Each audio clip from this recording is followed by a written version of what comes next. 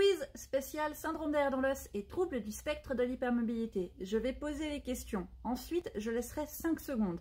Si tu veux, tu peux mettre pause et si tu as besoin de choix multiples, va regarder dans les commentaires. Je ferai, par exemple, question 1, je mettrai 1, puis je mettrai A, B ou C. Comme ça peut te donner une idée. Et ensuite, je donnerai la réponse. T'es prêt? C'est parti. Combien de points au maximum peut-on avoir au score de Byton?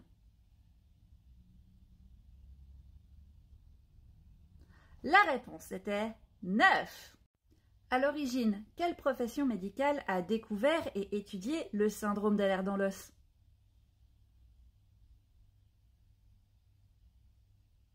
La bonne réponse était la dermatologie. Quel est environ le pourcentage de personnes hypermobiles dans le monde?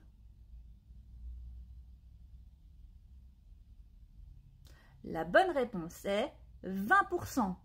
Après, si tu as mis genre 15%, 25%, bah, je te laisse te compter le point ou pas. Tu sais à peu près de... Voilà, ok, on s'entend.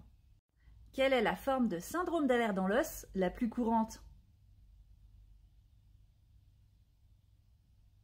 La bonne réponse était le syndrome d'air dans l'os hypermobile.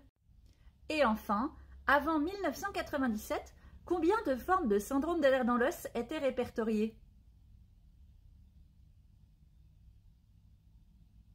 La bonne réponse était 9.